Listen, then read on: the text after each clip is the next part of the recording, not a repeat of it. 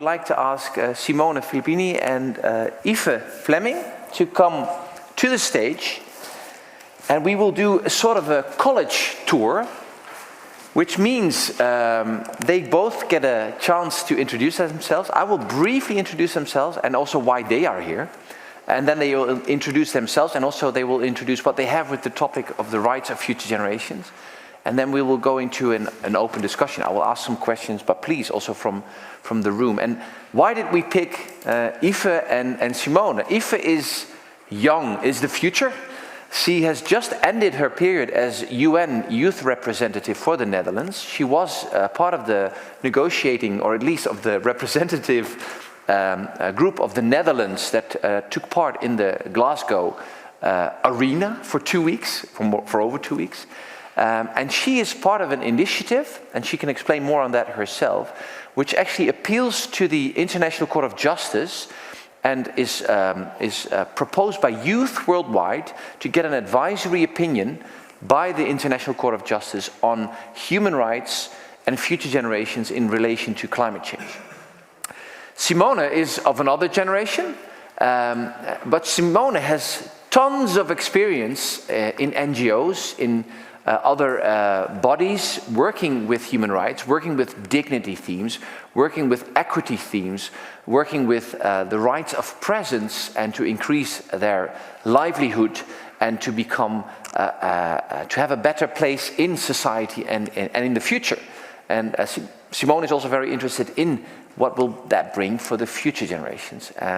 We just heard Nienke Laverman, who is actually apologizing from the future as our ancestors. I think this is not where we want to go. First, Aoife, as our youth, please introduce yourself and add anything that I've forgotten, and then we'll just start a Q&A.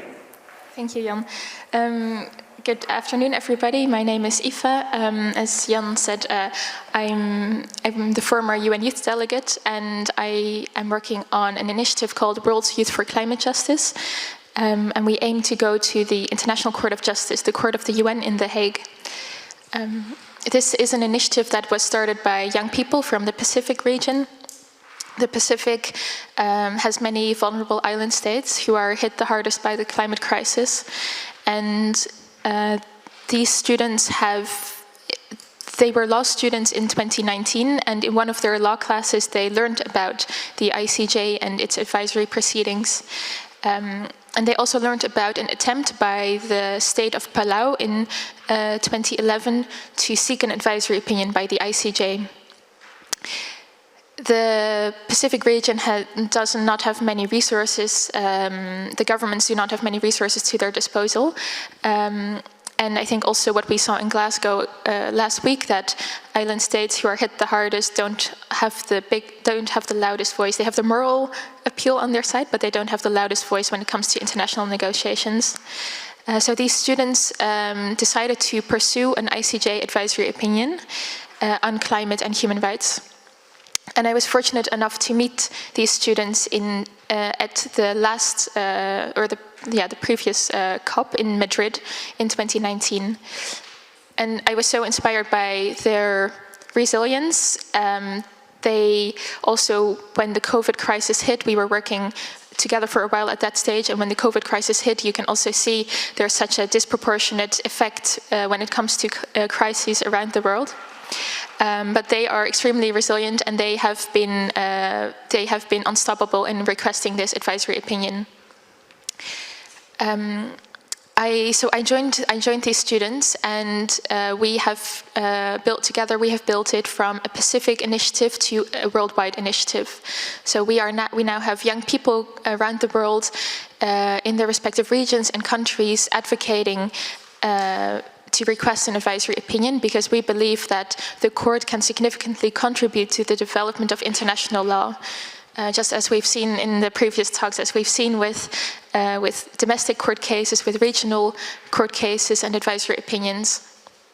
There's a huge role for international courts and tribunals to play, and we believe the ICJ, as the Court of the United Nations, really has a big part to play as well. So that's why we are looking at the ICJ, and for us to reach the ICJ, we need to have a majority vote at the UN General Assembly. Very excitingly, a couple of weeks ago, the state of Vanuatu has announced that, Vanuatu's Pacific Island state has announced that they will put this in the agenda of the next UN General Assembly starting September. So that means that's a huge win for us, because that means that formal negotiations will commence and states will be confronted with the decision, will they support this or will they not? So in the Netherlands, I'm asking the Dutch government to support this, and there are, across other European states, there are young people campaigning, also in Brazil, in Southeast Asia, in the Pacific, and together we hope to reach that majority vote. Maybe just one last thing I'd like to add, because you started by saying there's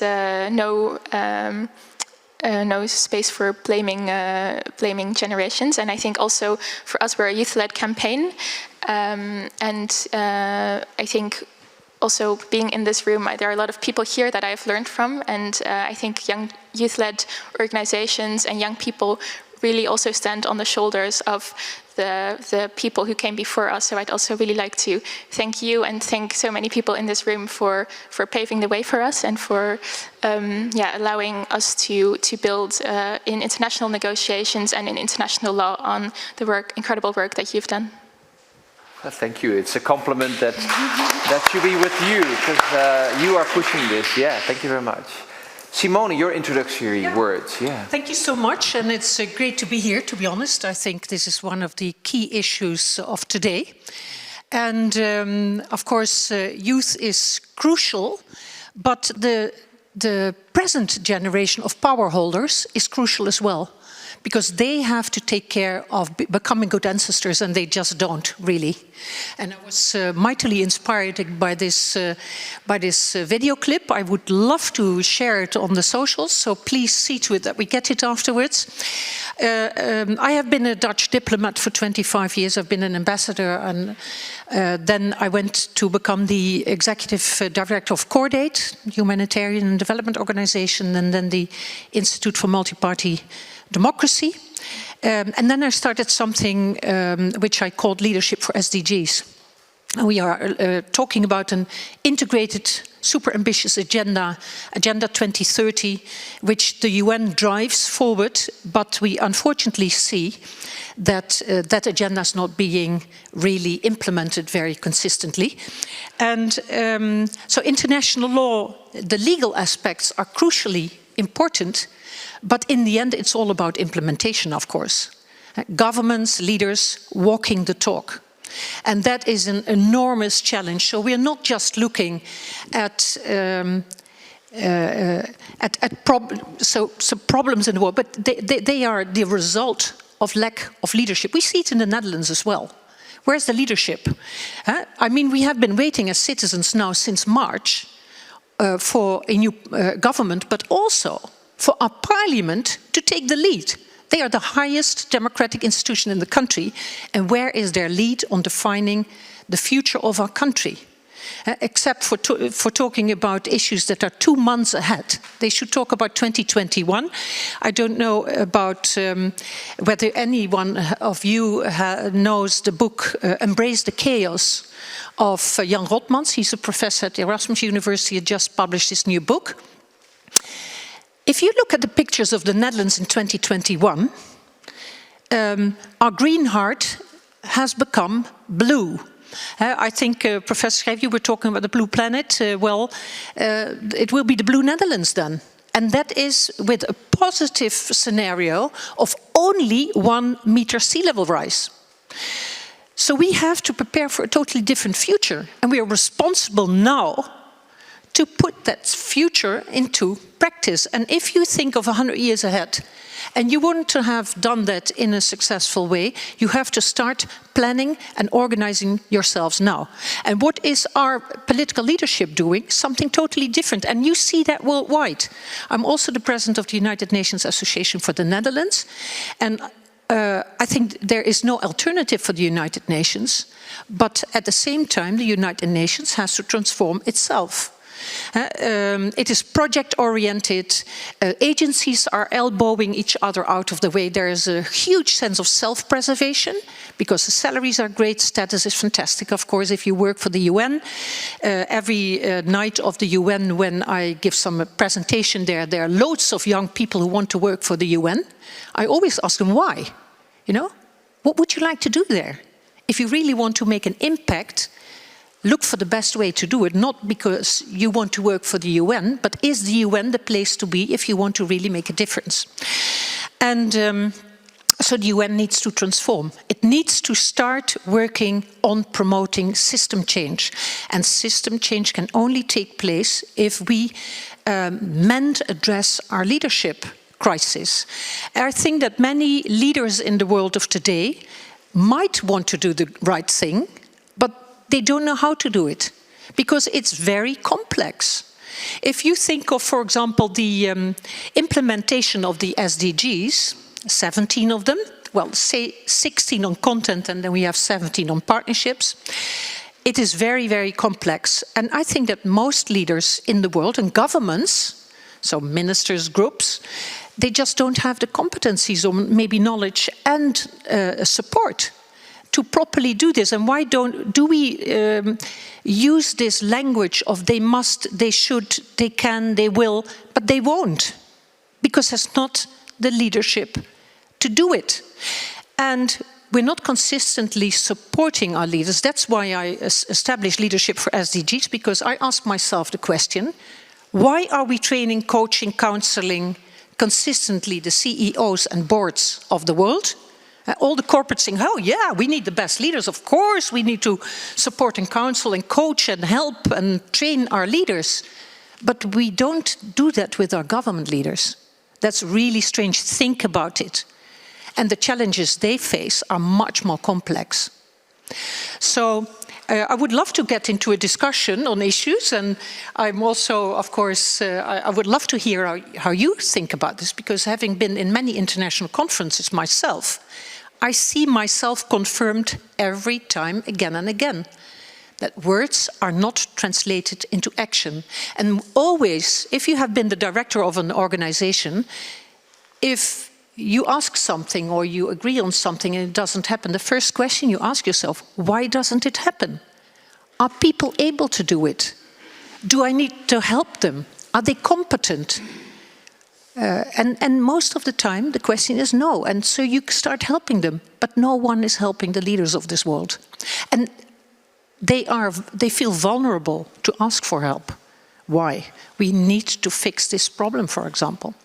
Anyway, there are lots and lots of things I want to say, but I'll stick at this one. Something now. I want to jump on and then ask Aoife on that. I think what you are explaining is that we have a lot of leaders that learn how to manage, but are not good leaders, or forget their leadership for the future generations and to take that into consideration. I would love to hear on Aoife, what is your experience on that? Because obviously when you work with Vanuatu or Tuvalu, they will see climate change as a pressing issue, and they don't want to just talk blah, blah, blah on that, but they want to act on that. How is that when you see other world leaders? Because you've been around, also been around the Dutch delegation. Yesterday we saw Stientje van Veldhoven, who has a totally different story now that she's outside of politics than when she was inside of politics. And I think she's always wanted to be on the right side of history. Do you see this, that there's a problem of personal leadership, of where you want to be, also for your future generation, and getting that through in politics? And plus, maybe you can tell us a bit of, how do you see this with youth? Is this different? Do you see that the next generation won't allow this to be negotiated out and stay strong on principles? Yes, that's a really big question. I think that sort of looking at the state of the world when it comes to, for example, the climate crisis, and that 6 years ago we had the conclusion of the Paris Agreement with the 1.5 degrees goal, and it's still quite clear that we're not on route to reach 1.5 degrees. I think that's it shows that we don't have enough leadership for countries and regions to really align themselves and make sure that we do reduce greenhouse gases enough. I think the climate strikes, the Fridays for Futures, youth movements around the world have been really great at advocating for reduction target, for more emission reductions. But I think the kind of leadership when it comes to small island developing states is also that we need to sort of look at our historic responsibility and see the effects that are already happening, and the role that the Netherlands and other developed countries have played in causing this. And I think there's definitely a lack of leadership in sort of looking back not only 10 years ago or 30 years ago, but also 100 or 200 years ago, to see what has our emissions and our also colonial past really meant for other countries around the world. I think also the Netherlands is, of course, a kingdom, and there are also countries in the Caribbean that are suffering more climate consequences than the Netherlands is at this point. And I think what one of the things that I've seen in the last 2 years is that the Netherlands is very the Netherlands sat on the Security Council of the UN. And was really strong on making sure that everybody knew that we're a kingdom with small islands also who are suffering from climate. But I think then when it comes to COP, for example, the climate conference, when it comes to finance and education in these countries, that there's definitely a discrepancy between what's being said on the international stage and what's then happening in terms of action and implementation, and I think also sort of a dialogue of solidarity within the kingdom. Well, this is something, and I'm going to grab my phone because I also want questions from the people on Zoom. It's something that I've really seen a lot in the past, where also the Netherlands adopts many resolutions through the Human Rights Council, as well on the right to a healthy and clean environment, which was recently adopted, supported by the Netherlands. In its last Universal Periodic Review, the Netherlands also said it has the obligation to ensure that Dutch companies do not violate the rights of people in the Netherlands and perhaps even abroad. But we never see this pop up when it's about Tata Steel, or when it's about Shell, or when it's about Groningen. So Dutch public servants, but also the Dutch politicians probably have a lot of troubles, or are not sufficiently educated on human rights to actually pick this up and to integrate this proactively into their system. Simone, would you comment on that? It's also a result of silo thinking. If you look at climate, is not something that is an isolated issue.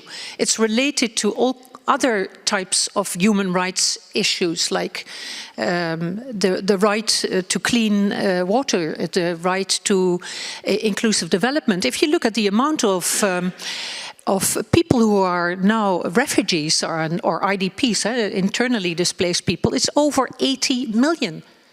When in 2013 I became the Corday director, it was under 60. And part of those people are climate refugees already. So, and we all know that in the MENA region, Middle East, North Africa and Gulf region, they have been projecting that the next conflict is about the lack of water. So it's not just that climate is something which is some silo in itself. We need to see things in a holistic way and to put them into perspective and see to it that we tackle issues at the same time. And I think complexity thinking is one of the challenges for politicians. And you can see in our parliament, but also all over the world, because it's not just the Netherlands, of course, that the leadership of many countries lack the capacity, the ability and the competencies to properly deal with complexity, and then to take that complexity, develop visions on it, strategies, plans of action, and execute them. So there's a huge gap between the start of the issue, and we hear, of course, passionate stories about climate and what have you, but I already can predict now that the results and outcomes of COP26, 27, 28, or whatever COP, most of them will not be implemented because of this issue. And we have to push further, both by strengthening international law, of course, but also by capacitating the people who have to do the job, and most of the time have difficulties doing it. And then they flee into either like strongman talk or playing big guy or what have you, or coming up with totally different agendas, like the whole thing about whataboutism. If you ask somebody, some politician about X, they say, yeah, but what about that then? Yeah, that's not how we deal with solving issues, of course. So if I understand you correctly, you're also saying we should also be aware of the silo that we are in. For instance, we are now talking about human rights and future generations. We should integrate this into other agendas, as similarly as that we have a big agenda in the Netherlands, not only on nitrogen, on stikstof, but also on climate and on environment and on building houses and on how we deal with agriculture. It's all related. Building houses have to be done in a circular way. Yeah. Our infrastructure has to be developed in a way that doesn't further damage an environment, but also that gives access to people of all backgrounds and etc. And we have to take the future into account, which I just said, 2021. Look at the projections. It's scary business. And we have to get going. And that also goes for the small island development. So there's a huge challenge ahead, and we have to become really visionary and forward-looking and become serious in becoming good ancestors. Become serious in becoming good ancestors. Wow, that's probably the core of our conference for the 2 days here. I'm going to ask you in the room, if you have a question, raise your hand, and someone with a microphone can come to you if you have a question to the panel. Excellent. The microphone is already moving, and meanwhile I have a question from the Zoom, and I think this is much for Aoife. This is Jan Jufferman saying, with the platform of a fair and green economy, we are planning an advisory opinion about the statement, a fair earth share is a human right for present and future generations, which is what we call footprint justice. We heard Nico also address the fair share. You also said we have a history as well of using more than other countries in the past, and we're not taking that into consideration when we move into the future. How does that sound to you, adding this element, or maybe also joining this fair share movement, or a right to a fair share? Yeah, it sounds really interesting. I hadn't heard about this movement before, but I'll definitely look into it. And I think it also shows that also what speakers spoke about before, that it's all connected, it's integrated, and you can't only look at what's happening today or only look at the human side of it, but you also have to take into account nature and nature's rights. Super. Question from the room, Roman and. Yeah, I see more hands, but I will just ask the guy with the mic. After Roman, go to the lady in the middle and the mister in the back, if I'm correct. Yeah, Roman. This is a question really for Simone, I think. I'm wondering, can you give me some examples of leaders, particularly political leaders, who you've seen shift from being bad ancestors to good ancestors? Ones that you maybe admire, and what is it that's made them transform? That is the golden question. Very difficult, I must say. I'm writing a book at this moment about leadership and the leader we need for the future we want. So I'm talking to world leaders exactly on this issue. I think we see some inspirational leadership, like in New Zealand, we see in the Nordics, we see some young, especially female leaders. And we see some former leaders who have developed into staunch supporters of good behavior, positive behavior that contributes to a better world. Often when they are in those leadership positions, or were, they didn't really do that. So I think we have to move the leaders from today to become the leaders of tomorrow while they're still the leaders of today. And that's a big challenge. So I don't really have good examples, but I have bad examples enough. So, but I think, transformation only develops with positive attitudes and positive ideas. Through the negatives, you will never get positive transformation. So we need to uphold the hope. And that's why I want really to work on the quality of our global leaders. It sounds presumptuous maybe, and some people say, oh my God, what kind of ambition are you?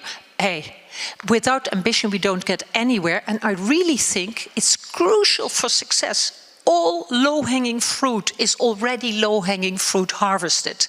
You know, if we don't do anything, nothing will happen. We should have started this like 30, 40 years ago, but better tomorrow morning than never, you know? So, bit of a long answer to a very simple question, sorry. While you move the microphone, I have one example that really encouraged me. It's Judge Vera Mantri. Maybe Nico also remembers, or Kees Flinterman, who's in the room as well. He was a judge at the ICJ, the International Court of Justice, the vice president from Sri Lanka, and he had to deal with a case on nuclear testing in the Pacific. And all the judges agreed, well, based on international law, that's okay. And he wrote a dissenting opinion, so he was the only judge that said, I don't agree with this. He said, humans have become a force of nature, and we are impacting our planet. And we don't have the right to limit our future generation in their freedom to choose their own today. He stood up, he was brave in that, and he's inspired me on that. And this was about 20 years ago. He deceased a few years ago, but I was just talking about government leaders. No, as well. But so there are. I think what Roman is yes. actually saying, we should look also at the leaders that have. Those can encourage us to do so and stand up ourselves as well. Yes. Next question. Thank you. I'm Carrie from Defense for Children. I have a question for Aoife, because you talked about the advisory opinion that you are seeking and that you need the support of governments. Am I correct in understanding that the Netherlands government is not yet supporting this? And how can we help all of us here and on Zoom in getting that support from the Dutch government? Great question, thank you very much. You're right, the Netherlands government, the Dutch government doesn't support yet. We have 10 months to go until the UN General Assembly starts. Why don't they support it? I think there are a couple of reasons why not. But I think if we, as civil society, academics, work hard, we can push the Netherlands to support this. So I'm hopeful for the coming year, and I think we can use all the support we can get. A couple of weeks ago at the Peace Palace, we launched a coalition asking the government to support this. So we are hoping to get this message across to the government, to Parliament, and seeing if we can get support for this through. I think if you're involved in academics, through academic debate, we can show there's a legal basis for this. I think if you're a young person and you're interested in campaigning by organizing events, by speaking to politicians, I think we can get support for this. Start an Avaz action. Petitions are another way. So I think, we have 10 months to go, and I'm hopeful we can get the government so far, and I hope by the end of today we can all join in on this together. So everybody in the room, when you can, please do support Aoife and the other youth in this movement. Is it Werner? I see a hand. Yeah, please. Thanks very much. I have a question for Simone, because you, of course, talk about leadership, and you also mentioned that when leaders are out of position, maybe retired, for example, then they show all of a sudden that they have this insight on and taking care of future generations and such. Would that then imply that they do have the capacity, which would mean then, like, what is then sort of the environment in which they are a leader, which makes them not acting on that capacity that they already have to actually sort of take care of those future generations? Whether they have the capacity. No, the question is, like, if they are retired and they are able to stand up for future generations, like, I don't know, Jan Terlouw probably did yesterday, so then they already have the capacity, that implies that, and then it means that probably in their CEO or leadership environment, they're not able to exert that capacity, so what's in that environment that they can't do that? Yeah, well, I think that's a really good question also. What I see is that many government leaders, so prime ministers, depending on the system, presidents or ministers, they feel vulnerable. They're not used to being coached and guided and counseled. And many of them haven't become a minister because they're such good managers or such visionary people, but many come into that position appointed by political parties. They're good political party soldiers or very loyal or what have you, but not always, because they have those capacities.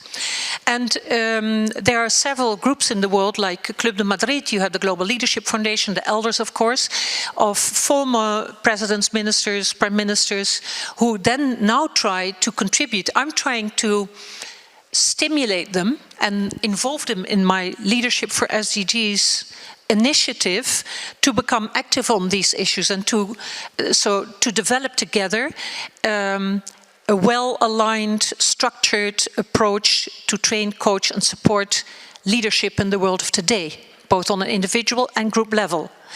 And because and they don't even themselves always have had those competences or abilities, but they have learned, many of them have learned, have self-reflected afterwards, and have come to the conclusions that they did a lot of things not so well. And at least they can, in that sense, help other leaders to become more critical of their own behavior, and to help them survive better, because being a government leader in these times is very hard. Think of how you're being judged and assessed and treated on the social media. How do you uphold your mental and emotional health as a minister these days? So it's not a surprise that many people say, becoming a minister, no, not for me. It doesn't earn so much, and for many, and then you get all this shitty business. And I know ministers like I was ambassador to North Macedonia. A minister there earns 1,200 euros a month, and then that person has to work his or her ass off to get things done, is criticized, threatened, etc. So why would anybody do that with real capacity? So we need to stimulate and support governments instead of just criticizing, because that's the easy road to go, right?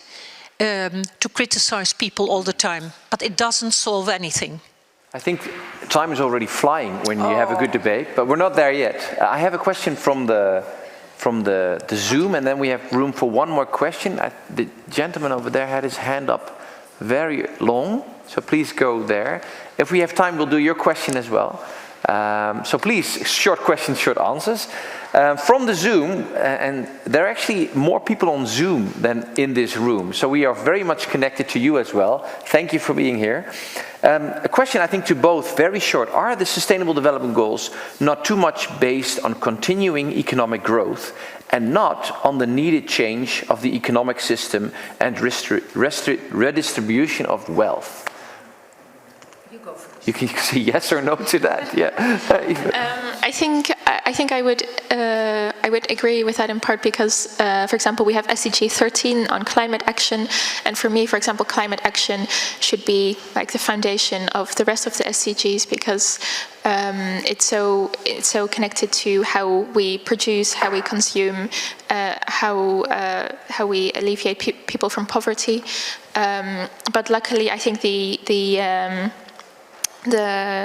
uitgangspunt of the SDGs, the point of departure is that they're all interconnected. So I do think that's also repeated very often. So I hope people, when they're working on implementing the SDGs, do take that to work on others. But I think, yeah, I can see why this question arises. Simone, yes or no? Outdated or still a lot of inspiration for us to work on? No, I think it's a very useful framework. Yeah. And basically what I always tell people, it's about us. It's about each society. So any government or any municipal government or each of us should work on them because it's about issues that are important for citizens. And if executed well, they would take into account, of course, the boundaries, the planetary boundaries and the way we use resources, etc. So if implemented well, all good.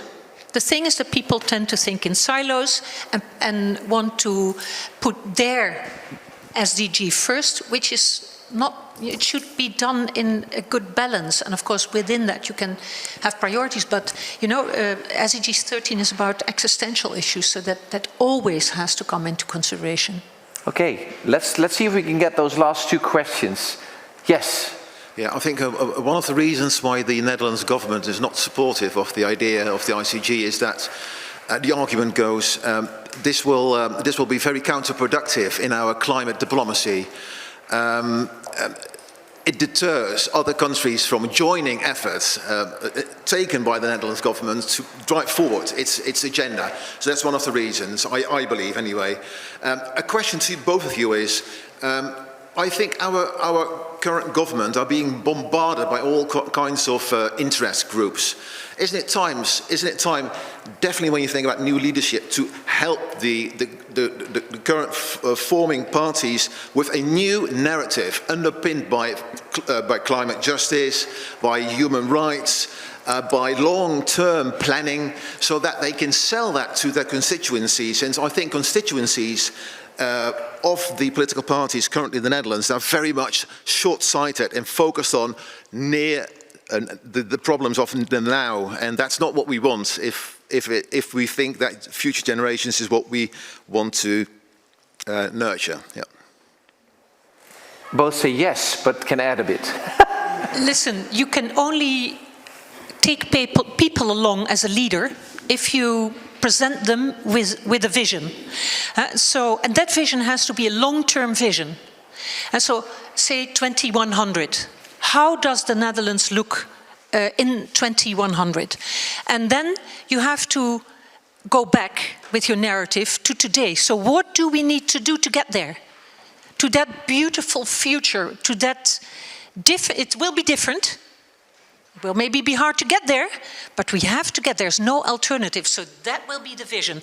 And then you have to go back and see, okay, how to get there. This is how companies work. This is how success is being created. And then we see our parliament squibbling about, oh, you this. It's to be honest, I'm disgusted by the lack of serious discussion, and that they have been sitting around since March on their butts instead of themselves creating a really good debate on content. These are the 5 priorities if we want to get to the 2100 or 2200s in a proper way. How do we get there? What are the issues? And then the how will always be something for dispute, because all political parties have different ideas on that. But at least you have a common vision. There is no common vision. I totally agree with you. That has to be created. If we want our citizens not to be indulged by populists who claim to have the truth in their hands and they don't come up with any solutions. So maybe we should do the exercise that we did yesterday afternoon with the people who are negotiating this new parliamentary deal, the cabinet deal. That would be great. And the parliament, the entire parliament, by the way. Last question, yes. Hello, I have a question for Simone also. I wanted to thank you for introducing the concept of silo thinking. I'm going to be thinking of that very deeply, but I wanted to ask, how do you... you've been focusing a lot on the leadership and how to implement integrative or holistic thinking in leadership, but I was wondering how important would it be to implement the same approach to the constituents or the people who are voting in the leaders, and how do you go about doing that? Because I feel like there's a lot of misinformation amongst people who are not necessarily going to be leaders, but are voting into power, bad ancestors, let's say. Yeah, you can say, of course, also something about that later on. Both short, please. Yeah, yeah. Well, there are no easy solutions, of course. I always say I'm unfortunately not the president of the world as yet. Would be fantastic, but I don't see it happening so quickly.